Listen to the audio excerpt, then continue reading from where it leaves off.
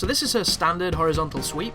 It can go into a 3-hit combo. It can be done from the forehand and the backhand, and she can stop at any swing she chooses, so be very careful. I could not parry those axe attacks, and I tried. I don't know if it's because they just class as being too heavy or what, but evasion or blocking is your best option, and be aware that she can do them after her teleport attack, which is witnessed just here. She teleports away, she can do any attack at this point, any of the physicals, any of the magics, be very aware. There is a overhead slam, pretty simple stuff. They come out faster than you'd expect, and there is a thrust. All of these moves can catch you off guard, especially when you're recovering from attacks. But this is her magic. There is Affinity. Affinity is the hardest spell she has to dodge because the spacing between each of the projectiles means that after you dodge the first one, you're in line to recover into the second one. But if you can kind of mitigate your dodges left and right, you can usually throw it off the scent. There is the Tell for the cast. This is the rarest magic spell she has. For me, it took me about an hour to get her to do it. I find she's more likely to do it the lower her life is, and the biggest problem that it poses is, as you see there, it allows her to space you, and in that space she can summon. So if she summons somebody like the start, you're in trouble because that guy is an asshole.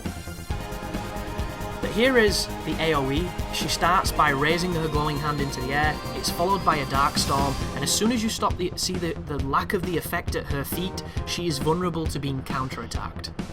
This is a move she will only do if you're close enough for it to be warranted. It's essentially a pushback move to get you away from her. If you can get her to do it a lot, you're going to benefit because she leaves her open afterwards. That is her Ghostbuster Laser Blob Gun. It fires a handful of blobs which will track to you, and the closer you are, the easier it is for the hitbox to register on you. It's kind of shitty like that. That is her Flame Swathe.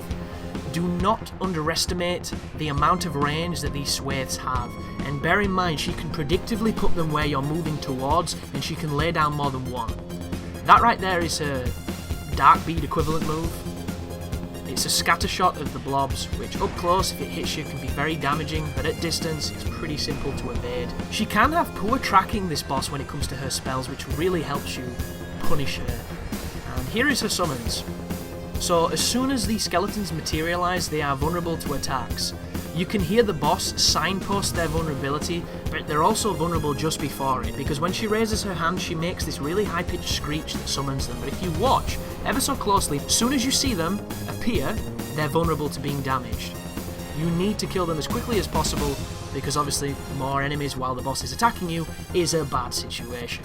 She only has one more summon, and it's the big boy. This guy, considerably more difficult to kill, and when he's vulnerable, he comes out of it really quickly, doesn't attack, and can be really difficult to get the punish on. But the biggest problem I have with this fight is that I can't find a way to stop her from summoning. I wish there was a way to interrupt it. I've tried beating on Elana, I've tried a lot of different techniques, and none of them seem to have worked. So if anybody out there has a good way of stopping the summon or predicting, how to loop her out of doing it, please feel free to share some information, because these videos are all about information, guys. If you know something cool about this boss, please feel free to share your information. Thank you very much for watching. You take care now.